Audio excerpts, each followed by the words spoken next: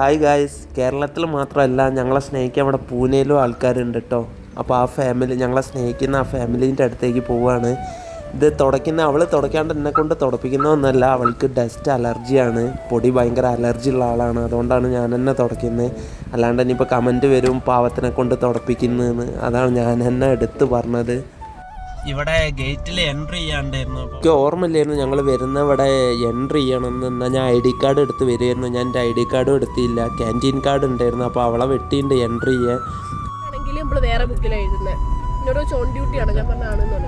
അപ്പോൾ അവൾ പോയിട്ട് എൻട്രി ഒക്കെ ചെയ്ത് ഇതാ ഞങ്ങൾ ആ സാബിൻ്റെ മോൻ വന്നിട്ടുണ്ട് കൂട്ടാൻ.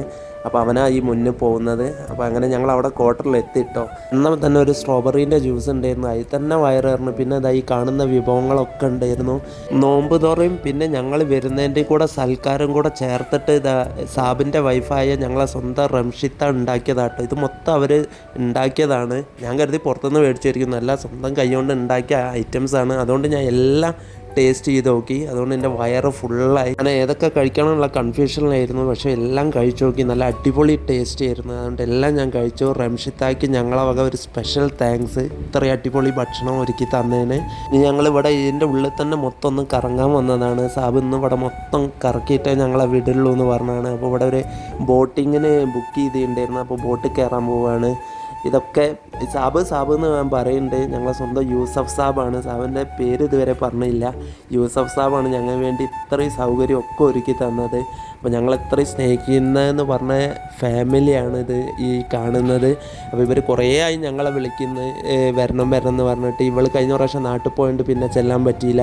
അപ്പോൾ ഇന്ന് ഞാൻ തിരിച്ച് നാട്ടിലേക്ക് പോവുകയാണ്. ഒരാഴ്ചത്തെ ലീവുണ്ട്, അടുത്ത ഞായറാഴ്ച തിരിച്ചു വരുള്ളൂ. അപ്പോൾ ഇന്ന് തന്നെ വരാൻ പറഞ്ഞാണ്, അതാണ് ഞങ്ങൾ പോയത്. ഇത് ഞാൻ തീരെ പ്രതീക്ഷിച്ചില്ല കേട്ടോ സാവേ, ഇങ്ങനെ ബോട്ടിങ്ങിൻ്റെ ഞാൻ ഇവിടെ വരിക. ഞാൻ ആദ്യമായിട്ട് അങ്ങനെ ആയതിനു ശേഷം ഒരു ബോട്ടിൽ കയറുന്നത്. ഇന്നേ വരെ കയറിയില്ല. ഇതൊരു അടിപൊളി അവസരം. അപ്പോൾ ഈ പറഞ്ഞത് ഞാൻ ശരിയായ ഒരു കാര്യം കേട്ടോ. ഞാൻ ഇങ്ങനെ ആയതിനു ശേഷം, അതായത് വീൽ ചെയറിലായതിനു ശേഷം എന്നെ വരെ ബോട്ടിങ്ങിൽ ഒന്നിലേക്ക് കയറാൻ പറ്റിയില്ല. ഇങ്ങനെ കയറാൻ പറ്റുമെന്നും ഞാൻ വിചാരിച്ചില്ലായിരുന്നു. അപ്പോൾ ഇപ്പോൾ എനിക്ക് ഇങ്ങനെ ഒരു അവസരം കിട്ടി. എൻ്റെ ജീവിതത്തിലെ ഏറ്റവും വലിയൊരു ഹാപ്പിയായ നിമിഷമായിരുന്നത്. ഈ യൂസഫ് സാബ് നമ്മുടെ ആർമിയിൽ തന്നെ ഒരു റോയിങ് ചാമ്പ്യനാണ് കേട്ടോ, ഗോൾഡ് മെഡലിസ്റ്റാണ്. ആണെന്നൊക്കെ ആർമിയിലെ റോയിങ് ചാമ്പ്യന്മാരാണ്. പിന്നെ ഇനി എല്ലാം കഴിഞ്ഞ് ഞങ്ങളൊന്നിങ്ങനെ ഒരു വാക്കിങ്ങിന് ഇറങ്ങിയാന്നാണ്. ഇവിടെ സ്ഥലം അടിപൊളി സ്ഥലം കേട്ടോ, നല്ല കാറ്റും അടിപൊളി അന്തരീക്ഷവും ഒക്കെ ആയിരുന്നു. ശരിക്കും എൻജോയ് ചെയ്യാൻ പറ്റി. ഈ ഒരു ദിവസം നേരത്തെ വരണം എന്ന് പറഞ്ഞിട്ടുണ്ട്. അപ്പോൾ ഞാൻ ലീവൊക്കെ കഴിഞ്ഞിട്ട് നേരത്തെ ഒരു ദിവസം വരും എന്ന് പറഞ്ഞിട്ടുണ്ട്. ഇത്രയും ഒരു എൻജോയ് മൊമെൻറ്റ്സ് തന്ന യൂസഫ് സാബിനും ഫാമിലിക്കും ഞങ്ങളൊരു വലിയൊരു താങ്ക്സ്. അപ്പോൾ ഓക്കെ, ബൈ.